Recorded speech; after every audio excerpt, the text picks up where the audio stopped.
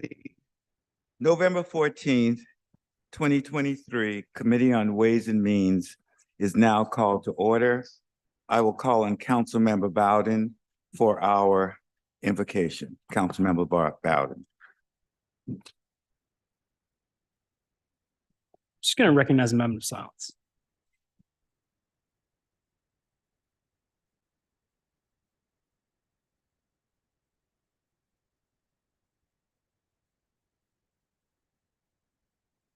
Item 3, bids and purchases.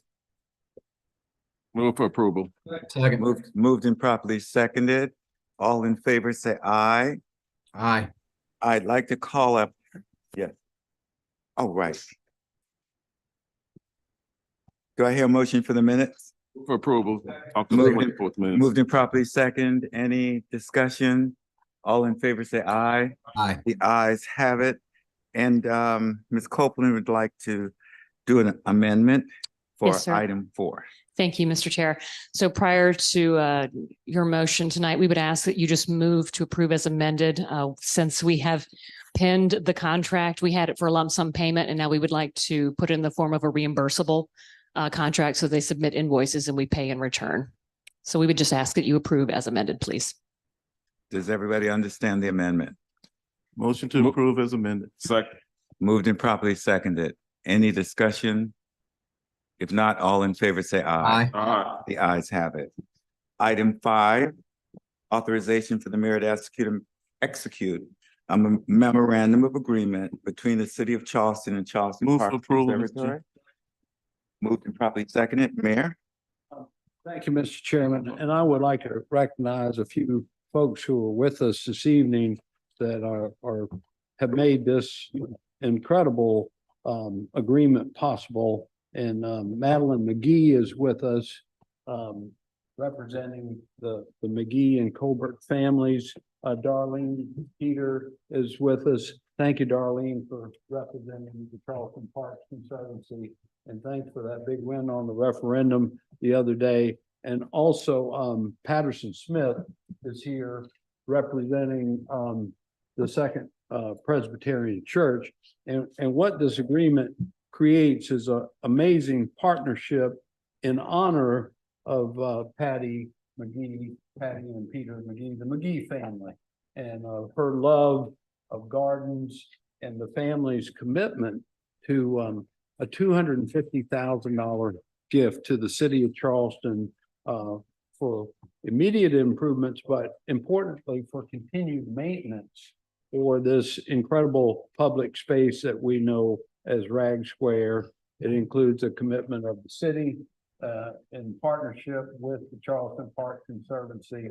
Just another example of great partnerships with the Parks Conservancy to improve the public spaces of Charleston. So thank you all for being with us, and thank you for your generosity. Any more questions? And I'd also like to say thank you very much. Rag Square is a jewel in the city. And I do think that anything that we can do to continue its beautification is warranted. And I think with the Conservancy, as well, of course, with our Parks Department, I assure you it will be maintained and done well. Thank you very much. Mr. Chairman, All in favor? Yes. Mr. Chairman, I also echo that also. This is the area that I represent in that area, Rag Square. And Zeke Rags by the whole area. And I'm happy to see that we are doing this because this is a long time coming and we are getting it done. Thank you. Any other comments? All in favor, say aye. Aye. The ayes have it. Item Mr. 6. Chairman, if I can take 6 and 7 together since there's no city match, if the council member, Is that a motion? Second? that's a move. Moved and seconded. All in favor of doing that, say aye. Aye. Aye. Let's take the 2 items together. All in favor? Aye. The ayes have it. Item 8. Moved and properly seconded. Any discussion on item 8? If not, all in favor, say aye. Aye. The ayes have it. Item 9. Moved and properly seconded. Any discussion on item 9? If not, all in favor, say aye. Aye. Item 10. Second. Any discussion? If not, all in favor, say aye. Aye. Item 11, Move for approval. moved and seconded. Any discussion? It's a big one. It's a big one. I think a warrant of comments, Don't need it. Really don't need it. only It's only 37 million, but you know. Yes, Councilman Gray. Thank you, Mr. Chairman. Given the magnitude of it, would it be possible for Mr. Fountain to give us a brief explanation of what the $37 million is for? Just so everybody understands. We're getting some pumps. And the 6 million in item 12 is it's related and really a part and parcel of it. Sorry, Matt. It'd be great if he could address both. Yes, so we Yes. can address 11 and 12 and we can move on from that. Could you do 11 and 12 for us? Sure. Yeah, thank you, Mr. Chairman. So contract 11 and 12 are, or items 11 and 12 are the two respective contracts for Spring Fishburne Phase 5. First item is the construction contract with Ruby Collins. The second contract is the fee amendment, which is the mechanism to add the construction engineering inspection services for Phase 5 into the existing professional services contract with Davis and Floyd. Phase 5 of Spring Fishburne.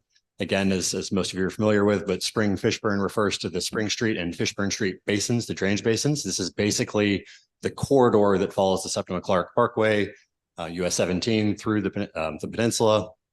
It's about 500 acres of direct and indirect service area of the city, fed by the previous 4 phases of work where we improved that 17 corridor, brought the drainage down into a deep tunnel system. That deep tunnel system comes out currently and outfalls between the 2 bridges to West Ashley, which you're probably familiar with the cranes and construction work that have been occurring there.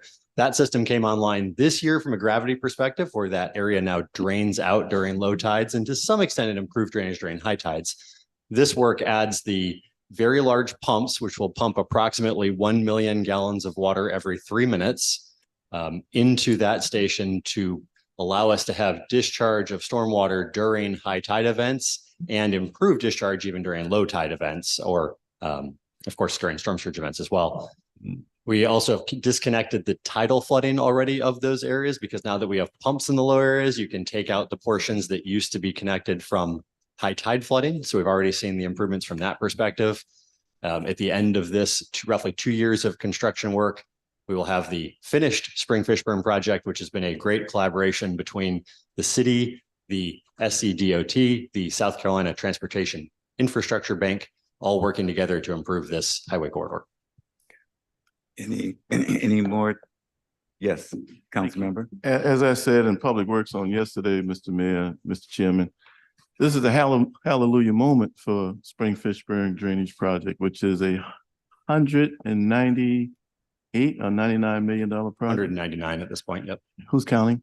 But how many years we've been into this one, Mr. Fountain? 100. If you go back to the original conceptual work and grant applications over 20 years, about a little over 10 years of active design and construction work. And that's why it warrants so much attention. I mean, this is such a successful moving towards completion. We still got a little bit ways to go, but compared to the distance we've come, we're just about there at the goal line. And I'm sure, Mr. Mayor, you should have some comments on this one, and anyone who else would like to, because this shouldn't go through on an automatic vote. No, especially This is a big accomplishment on especially behalf. since it's in District 6, of course. Mr. Chairman. Councilman Spouter. Oh, Oh. yeah, Mr. Chairman and council member, I'm happy to see this done. Like I explained to, and I have mentioned more than one time, one occasion, with the Spring Street, Cannon Street, Fishburne Street Basin. Because like I said, I've lived in that area just about all my life. And I said, they talk about flooding. There was flooding all my life. Even from the time I went from kindergarten to first grade to graduating from school, Spring Street and Ashley Avenue, Sumter Street, Fishburne Street, all those streets flooded. And we had to go to school every day in the floods because we couldn't stay home. Our parents didn't allow us to stay home. So like I tell people, we used to have our books. We have to take our books and put it up in our hands and hold it up and take the shoes off and put it up in our hands and walk like this to school. Don't get the shoes wet. And go to school every day and get there with socks and everything wet up because you had to walk through the water. But this is what's happening for years. And that's over 70 years that I know of myself. You see, so I'm glad to see we're moving forward. I know it took a long time because it took a lot of money, but we are moving forward now, and this is going to be a big impact for that area that's happening, even with the September Clark and the whole area that's being affected in that particular area. So that's why when we talk about flooding, I'd be adamant about flooding because I know we've been flooding all my life. And right now I said 70 years because I'm 75 now. So I can tell you about all the flooding that was going on in that area all my life, you see, because being a strong resident of the city of Charleston, always been there. Thank you. Councilman Bowden. I shouldn't have let him go first. I don't have a story that good. No, but what was the number that we heard last night that this was within 1.5% of the projected budget? Because I think that's so incredible. It needs to be highlighted with all the inflation we've seen. So that's correct. We did have a budget revision a little over 4 years ago when we had the phase 4 bidding. We went back to the South Carolina Transportation Infrastructure Bank. We're successful in acquiring another $21.5 million. At that point, we had a project estimate about $197.5 million. With this contract, we end up, even after the impacts of COVID and the recent cost inflations we've seen, estimating about $199.5 million. Any more? I really think that, Mayor, okay. Thank you, Mr. Chairman.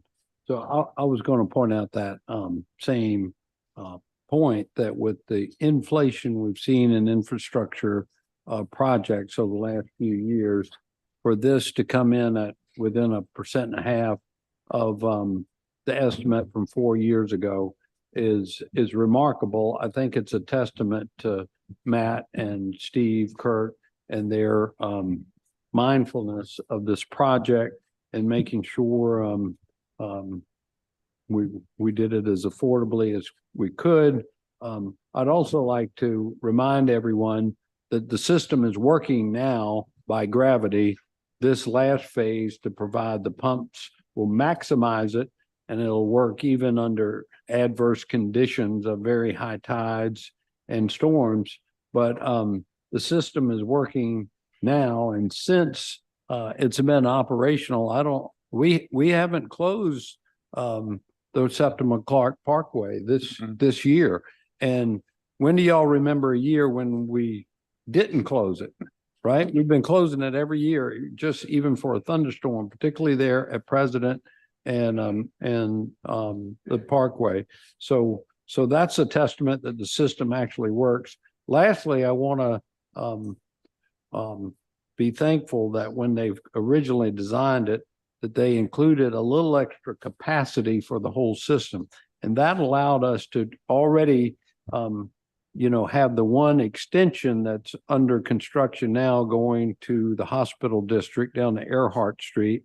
And we stubbed out in order to add a drainage connection going up Haygood Avenue up to Line Street, which is now funded by our West Edge TIF bonding that we approved at a recent meeting. So this whole system not only took care of the Parkway, but has also allowed us to even expand already into neighborhoods on either side of the Parkway and even expand the area that the tunnel was first intended to serve. And given a little bit of angst that we had back in 2016, 2017 over the budget, we won't rehash that. When they did the initial projections, they didn't really account for inflation and some other things. And so we got there, we got the extra money. It is a hallelujah moment. Thanks everybody involved, and Matt and Steve particularly. Steve isn't here tonight, is he? But y'all, Steve has been the engineer in-house that has worked this project from day one. And it's his dedication to this project has just been amazing. Thank you, Mr. Chairman. Thank you. And I would be remiss if I didn't say something. I've been working on this for 15 years since I came on council, longer than most of us here now. And I too waded through the water most of my childhood in the city, especially at Sumter and Ashley and President and Fishburne. And Mary, you're correct. Gravity has taken care already a lot of the issues that plague that area. And the residents of that area are enthusiastic about the pumps going in because it's also going to send property values up in that area. So I would like to thank you and your staff for what you've done. I remember sitting on the selection committee for the folks who are going to put the pump station in, which required you to educate me fairly quickly on what direction we should go. So I really just want to thank you. And of course, thank you, Mayor, for making sure that we pulled this off. 15 years is a long time, but I think it's worthy of it. One last question. It will take care of 20% of the flooding in that area? Of the, roughly of the peninsula. Yes, Yes, 20%. yeah, about the area of the peninsula. Yeah, it'll perform to a relatively large storm event within that roughly 20% area of the peninsula that is sort of centered around 500 acres or so on that Yes. Septon Clark Parkway corridor. And I think that's important to note. That is definitely monumental. Thanks again. Now it's time for us. Oh, Councilmember Thank you. Seekings. Thank you. Matt, how many linear feet is the deep tunneling portion of that project? We have deep tunneling that runs roughly from Shepherd Street where I-26 comes into the Septon Clark Parkway down to the bridge and then running from the top of Harmon Field on President down through Cannon. Steve Kirk would have the numbers exactly on his head. I believe it's around a mile of deep tunnel. For the primary tunnel, there are then a series of adits that come off that are the smaller tunnels that serve drop shafts and improve that collection system beyond that. So 5,200 feet with drop shafts and pump system for $200 million. That's Not bad. what we got. And For 500 also for the surface improvements of US 17, which that's been a little while since we did the Septon Clark improvements, but the beautification of the corridor, the addition of the intelligent signal timing, improvement of traffic flow along the corridor was all the early phases under the Tiger grant from the federal government as well. Oh, remember all that. So we got, and that covers 500 acres. Yes. Thank you. Good project. Any more comments, discussions? If not, we're voting on 11 and 12. Just 11. Just 11? Okay. Right. We just discussed 11 and 12. Correct. All in favor, say aye. Aye. The ayes have it. Do I hear a motion on 12? approval. Second. Moved and properly seconded. Any discussion? All in favor, say aye. Aye. Thanks, Matt. Thank you. Mr. Kirk just corrected me, 1.5 miles of deep tunnel. 1.5 miles, 1.5 miles of the larger diameter deep tunnel. 8,000 feet. Okay, thanks. And that's without an artificial intelligence. Item 13. Oh, I'm sorry. Moved and properly seconded. Any discussion on item 13? If not, Aye. aye. Councilmember Bowden, I think. I'm sorry, Councilmember Bowden. I was just gonna say that I'll have the floor at some point during the council meeting and I'll probably talk more about this then. Thank you. Thank you. Okay. Item 14. Second. Any discussion on item 14? All in favor, say aye. Aye. The ayes have it. Item 15. Moved and properly seconded. Any discussion on item 15? I'm sure Councilman Shealy will have something to say during council. Yes, Thank you. it's Councilman Shealy. I didn't see No, his- I'll wait till council. Thank you. Okay, not a problem. All in favor? Aye. Aye. Aye, the ayes have it.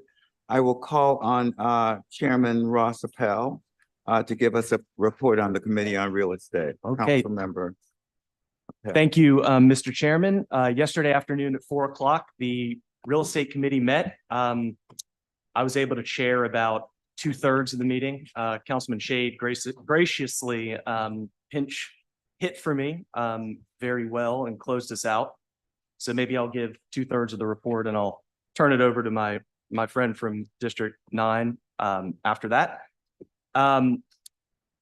The first several items on the agenda had to do with City of Charleston affordable housing initiatives that have already come before council. And this was just subsequent approvals needed to move these forward. The first one was a Habitat for Humanity collaboration. We approved a development agreement with respect to 1345 Rutledge Avenue, and this is for the construction of 3 new townhomes for folks owning up to 80% of the AMI. We previously approved the transfer agreement. By approving the development agreement, it just allows the developer to move forward through TRC, stormwater review, things of that nature. That was approved unanimously. Then we had 2 items related to 36 Cooper Street. Again, this is something that's already been before us. This is for 4 rental units. These units have a range between 50 to 80% of AMI, and these units will be affordable for 90 years. And if that's not long enough, there's a 10-year option on the tail end of that. And if any of us are still living at that time, that's impressive. And so for this one, we approved the transfer agreement and the development agreement simultaneously to allow for this project to get a head start so we can get under contract and begin to go through permitting, which can be a challenge, as we all know. Both of those items related to 36 Cooper Street were approved unanimously. The next item up had to do with the city marina. This was a second amendment to a lease between the city of Charleston and the marina operator. And we had a pretty interesting discussion about city walls that are being removed as part of the dock system to facilitate a more efficient orientation of boats. And this is a project that's been in the works for a long time, and that was approved unanimously. The next item up, this has to do with fire station number 20 up in the Cainhoy area, I believe. This was approved back in August, and this is simply an amendment to clarify reimbursable costs, impose a cap of $250,000 for certain road improvements. And this was approved unanimously as well. And the mayor mentioned that the principal of Cato AD Holdings LLC, Mr. Waylon Cato, recently passed away at the age of 100. He's been very generous and gracious with the city over the years, and we recognized him at committee, and I think it's appropriate to recognize him at full council now. That item passed unanimously. I actually had to recuse myself for item F. This has to do with a multi-use path that's being developed in the unincorporated part of Folly Road. And this was for the city to accept maintenance of the multi-use path that the county requires. So there's a very, interesting relationship there between the county and the city. But that was approved unanimously. And for the record, I did not vote on that. Item G had to do with St. Mary's Field and the city of Charleston's acceptance of a non-exclusive perpetual recreational use easement from the beach company. This is the piece of property that's being developed in front of the Jasper. And there's plans for an extension of a city park over there. And this is about 1/3 of an acre, and it'll be more public access along a very high profile, very beautiful part of the city right over there by the water. And that was approved unanimously. The next item was an extension of a lease between the city and MUSC regarding the Fishburne Ballpark parking lot. Lease extension goes now from June 1st, 2024 to May 31st, 2026. And there's language in there that allows the lease to be assignable to the West Edge Foundation. And this is over there at 305 Fishburne Street. That item was approved unanimously as well. And then the final 3 agenda items, as well as the annexations, were chaired by Councilman Shade, and I'd appreciate it if you take it from here. Thank you. Right. So the next item was the management agreement between the city and the Old Exchange Commission. We had traditionally done this on an extension for 1-year periods, and we decided to go ahead and renew this every 3 years instead. That management agreement was approved unanimously. The next item was an orders to authorize the mayor to execute a assignment and partial assignment for land transfer between the Citadel, I'm sorry, Dominion Energy and the Citadel. This is the parking lot and the Dominion Energy substation and dog park on Grove Street.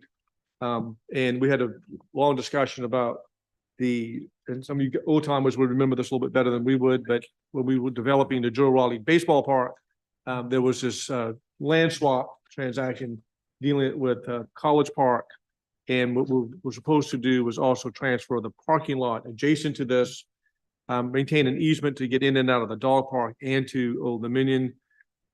There's a reverter clause on the ballpark. And so we approved this with a caveat for Mark Brandenburg to report back to us before second and third reading to make sure that the parking lot aspect also contained a reverter clause. It was a leasehold agreement. So we approved that with that little caveat to make sure in the event that the ballpark is not used for its educational athletic purposes intended by the Citadel along with the parking lot, that both pieces of property would return to the city at some future use. So that got approved as well. Then we had some discussion regarding Jerusalem Baptist Church on the east side. And there was some discussion about using that property for some stormwater issues as well. Nothing was taken, no action was taken on that particular discussion, but it was a very vigorous discussion brought by Councilmember Waring.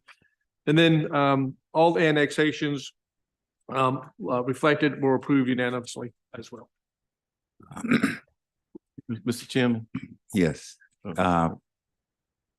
Councilman Gray. Thank you, Mr. Chairman. Yeah, just to correct the record, I was a no on item D.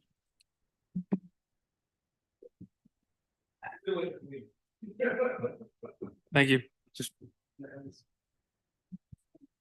Yes, Councilman Zachary. Thank you, Chair.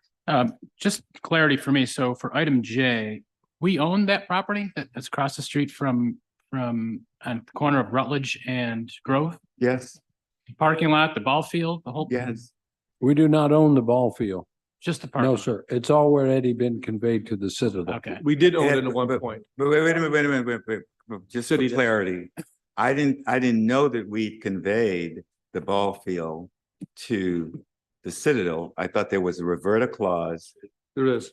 there as well.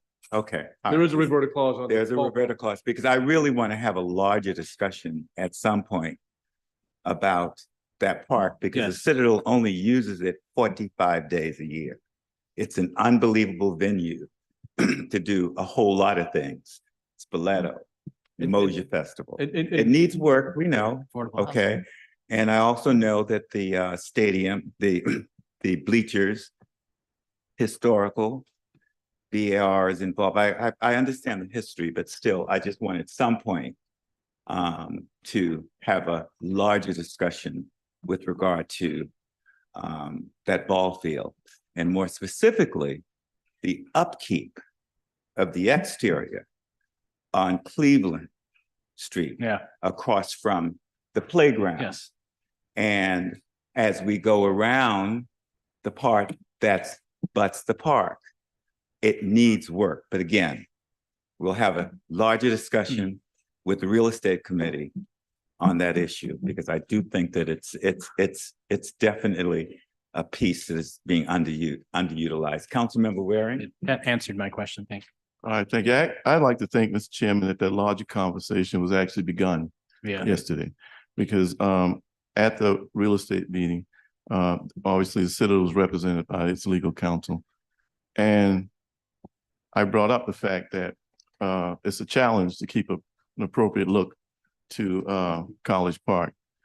And I really do believe that the Citadel will look at their boundaries, which the city is always an ally towards, that there's a high and better use at College Park, probably for a public-private partnership, or certainly a partnership between public-public partnership between the Citadel and obviously the city of Charleston. Citadel cannot expand boundaries, can't expand to the Ashley River, cannot expand into your neighborhood.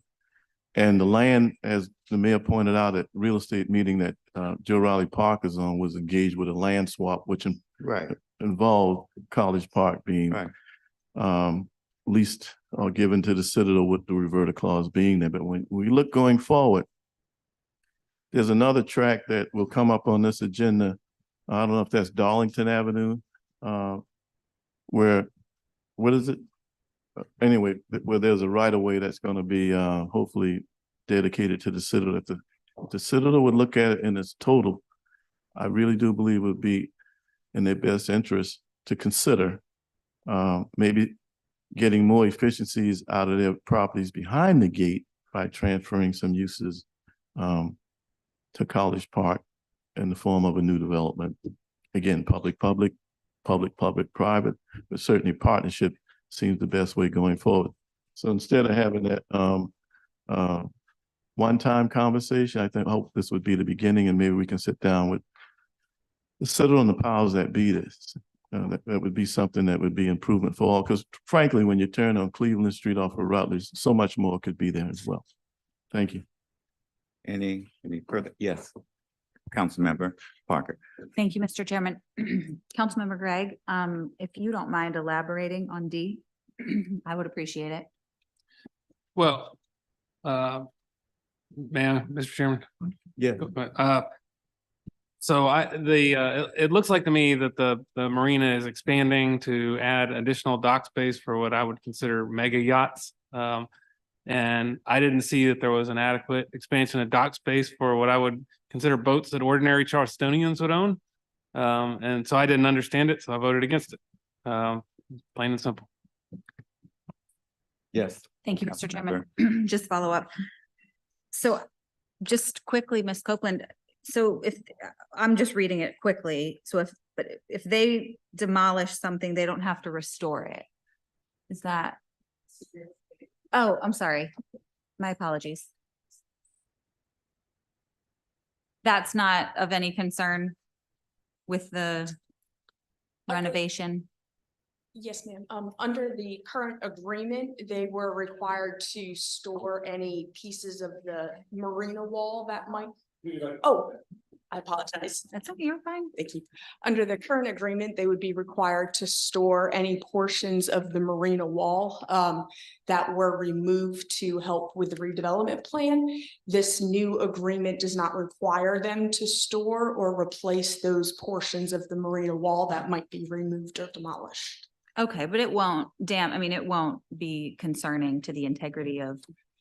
No, ma'am. And one thing that I learned myself that I was unaware of is that we aren't actually talking about the wall adjacent to the land. Okay. These are structures, fixed piers, for example, that the office is sitting on in the water. So it would be a removal, for example, of portions of that fixed pier, and then the office would be on a floating dock instead. Okay. Understood. Thank you. And thank you, Councilmember Gregg. Do I hear a motion on the committee's report? No, Councilmember Seeking. I've got a couple questions before we Okay. get to that. On item G, is there a plat or something that shows, I couldn't find it in Ways and Means, I'm sure it's somewhere in the agenda packet, that shows where that easement is for the use on St. Mary's Field? And by the way, Mr. Morgan, I guess, have we heard anything about St. Mary's Field? Anything going forward with that? Yes. And I haven't seen any activity over there lately, like for years. What item is D? So, yeah, the townhouses, I believe, are being redesigned, same number of units, I believe, but they're kind of getting reprogrammed. I'm not exactly sure time frame on that. So you haven't seen any activity in your office? I think our BAR folks have seen some new submittals, but that's all I know about. So then this easement, is it a dedicated area of the St. Mary's Field? What is it? Oh, it is. It is. And the parks folks, is Jason here? He was. Okay, because there's a definite area for that. Here we go. Thank you. Can we put it up on the screen? Kronsberg, can we pull it up on the screen? Is there a rendering in the agenda package? Right, so yes, that's a colored rendering of a more detailed plan, but It's actually about 8/10 of an acre. And if in Plan North, from the sidewalk across the street that comes behind the Jasper, there will be a new access sidewalk that goes beside the townhomes that'll wrap through the park, and then it'll connect back up with the sidewalk on Broad Street. So the entire park will have a dedicated public access easement across it, as well as the two sidewalk areas to get to it. So at the tip of the park, you'll view out over the harbor and the Coast Guard base. Councilmember Mitchell. I want to ask a question about K, which is requested by Jerusalem Baptist Church for abandonment of the city right away. Is that the property that's located on Hanover Street? Well, I didn't know anything about it really, and I just got to get more information on that before I really vote on it, because if a piece of property that we have it there for abandonment, and I understand the church have a little piece of property in the city have it, but maybe we might can get obtain that property to put affordable housing on that piece, or put a townhouse or something there in that community. That community in that area, you know, we are doing a lot of housing in that particular community, and I just don't well, really, I didn't know anything about it first, and I have to get more information on that before I go on that, just to say, even for the church itself. I don't have a problem with it, but if we can obtain it and we can purchase it from them, the piece that they own, we can put housing there, because housing is going in that whole area. And that's what I'm looking at very seriously. I drove by it, that's the one on Hanover Street, and I saw the way it is. It's rolled up grasses and everything like that, but I see that area that it could be a housing place there, affordable homeownership housing that can be placed there as a townhouse or whatever the case may be in that particular area. So I don't know what the plans that they have or whatever they have, but I wasn't aware of it in the beginning. So that's, I touch when anything coming that east side of town, I want to be aware of it, because the people, anyone in the community gonna look toward me to see what's going on, and I'm gonna have to be able to answer those questions. Councilman Waring. Thank you, Mr. Chairman. The reason, the responsibility on not bringing in the loop on that is mine. So let me apologize, that is in your district. But I had this put on the agenda just for discussion to raise the level. What has happened is these two lots, if you look in your agenda, the church owned those properties prior to the Pearman Bridge being built. So when the on-ramp off of Cooper Street onto Hanover that used to circle up to get on the Pearman Bridge, when the Department of Transportation came and got that property, when it was restored, it was given back to the city. So remember the mitigation agreement and all of that. Right now, that piece of property is landlocked. It does not have ingress, egress to either street, Cooper or Hanover Street. So the request was to restore the property, or hopefully mitigate the property as it were prior to the Department of Transportation bringing the Pearman Bridge through the east side and bifurcating the east side. So you're making the church whole. Make the church whole. Now, for new people on council, when that mitigation agreement was signed by South Carolina Department of Transportation, the city, and I think the, Federal Highway Transportation Authority, there was a big agreement done to try to help that community restore itself. People with gray hair may remember the bus barn was sold to the School of the Building Arts. Bear in mind, the School of the Building Arts wasn't even in Charleston, South Carolina when the Pearman Bridge came through. They used to be in the old jail. And to try to help the School of the Building Arts, the city of Charleston sold the bus barn, which was part of the mitigation agreement, to the School of Building Arts for $1. Because as was pointed out very ably by staff, any property sold should go back into the community to help mitigate the community that was damaged. Well, to try to help the School of Building Arts, we sold it we accommodate it by selling it to them for $1. Now, it would make sense that the church should be restored. Now, the piece about the affordable housing, I'm with you on that, council member. As a matter of fact, the mayor brought up an example yesterday. This is in a very low area. So it could be some stormwater potential there, but there's a higher and greater good if the property is restored. So that's the discussion. I think our legal team is looking into it. But it was just there for discussion. And I promise you on the other side of this meeting, Councilman, I will give you even more information. Thank you. So you guys didn't take any action on it? No action.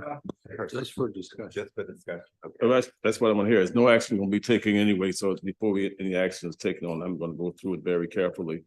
Because with even under the mitigation problem, I was here doing the mitigation when the bridge went down, and I fought during the time the bridge went down to make sure that everyone who lost their home got a better position so far as housing is concerned, because during the time the DOT was saying that since you live on the east side and you want to move on the west side, the homes on the east side was not valuable much for them to go on the west side. So I had to fight the DOT to make sure they give the people the very same property that they have and better. I fought that. I fought the DOT, and I even fought the DOT to the point that I told them if they don't do anything, I was going to stop the project, which I know I couldn't do it. But then they took it under advisement that I was going to do it.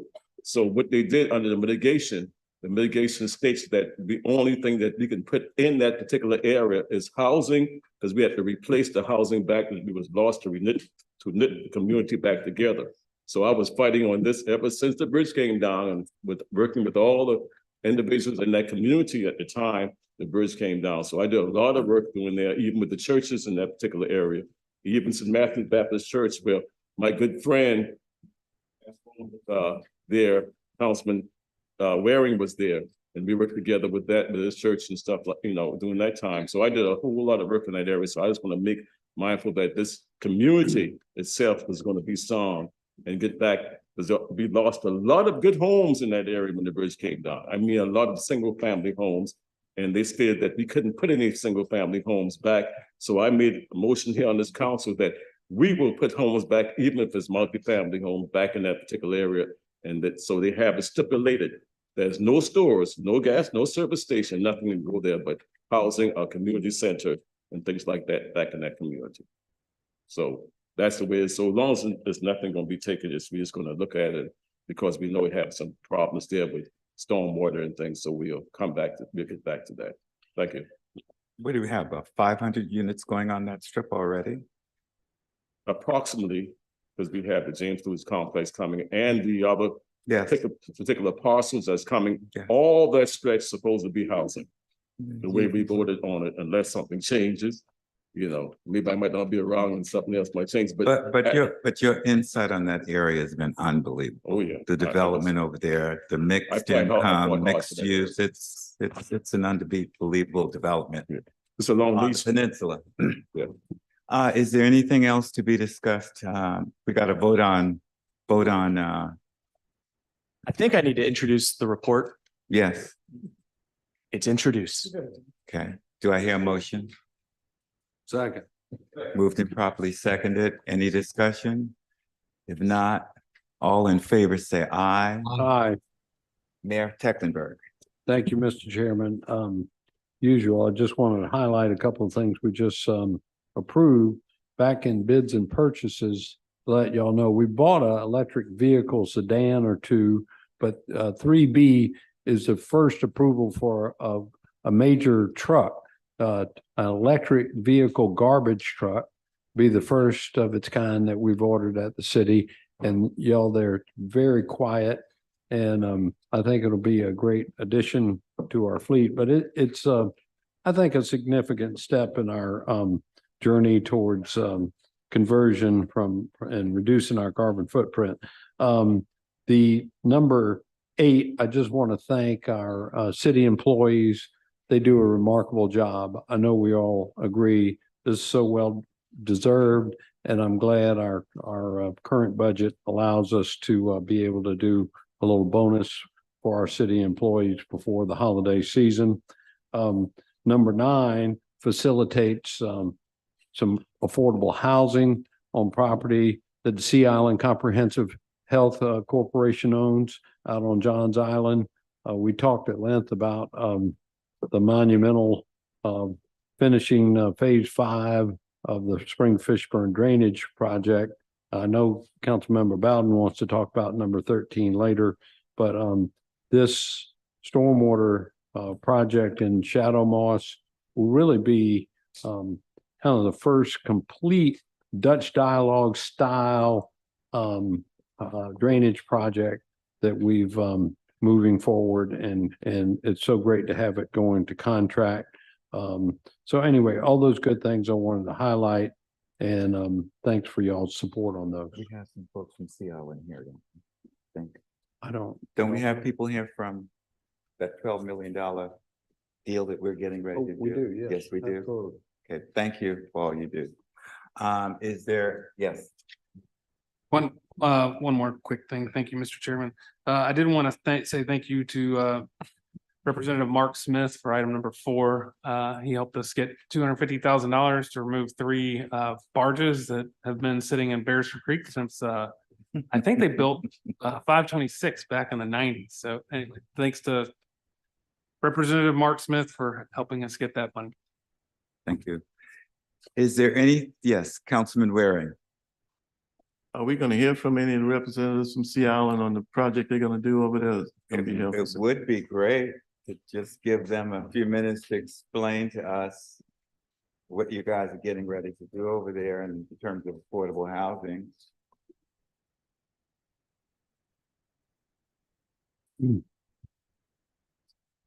I know.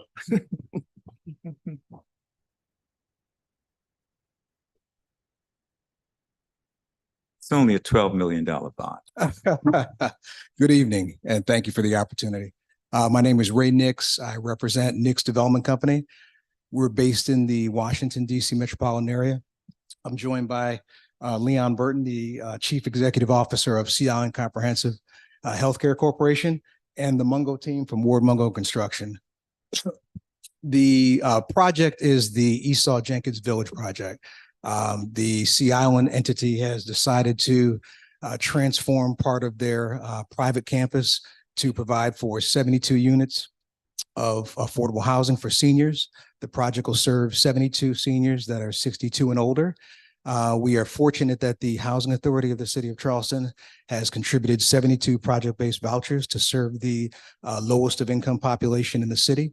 I just learned recently that the project is located in a rural part of the city of Charleston, but it is been a labor of love for 4 years, and we are happy to be tracking towards project closing December 11th of this year. It is a tax exempt bond that's also financed with 4% low-income housing tax credits. This is a 11-tier capital stack, which is in the 24 years I've been doing affordable housing, one of the most complicated transactions that I've come across, and I've come across quite a few. We are very fortunate to have both the Charleston County as well as the City of Charleston and the state of South Carolina participating as lenders. It's going to be a phenomenal project, and these guys are going to make sure it's delivered on time and within budget within 16 months of start. So we look forward to inviting you to the groundbreaking ceremony. Thank you very much for that. Any more? I think it's due to be pointed out that Sea Island Comprehensive Healthcare Center has more affordable housing than any other entity on Johns Island. And we know about the development of Johns Island that's exploding over there. So job well done. What is the total cost of the whole project? It is 20, I can grab it, but I think it's about $25.6 million. So the $12 million of taxes and bonds exceeds the 50% requirement for what's called eligible basis. 4 years, 25 million, 25, 26 million. That ranks right up there with Hallelujah Project, right? Thank you. Thank you for all you do, Ray. Thank you. I appreciate you. Appreciate the consideration. Mr. Chairman, Councilmember Shea. I just don't want us to walk away with recognizing my classmate over there from law school and high school, Mr. Sam Howell, who's a bond lawyer. This doesn't work without the bond lawyers' involvement with all this stuff. So we know, give them a little shout out for the work that he does for the city and for this affordable housing. Thank you, Sam. Okay. Thank you very much for all you do. If there, yes, Mayor Tecklenburg. just one more comment. I want to thank Mr. Nix and all the folks who are making that affordable housing possible. One thing I like about it the most is the location. I know you have to cross, you'll have to cross a major street, but it's just a block away from a grocery store. And then behind it will be the newly improved combined 35-acre Angel Oak Park. So, I mean, it's going to be really nice place to live. You'll have access to a public park, literally right out your back door and close to shopping. So, anyway, I think it's a fine project, and thank y'all for sticking with it and carrying it forward. Thank you for your support, Mayor. Okay, thank you. If there is nothing else to come before this committee, I think we've had a good meeting today. This meeting's adjourned.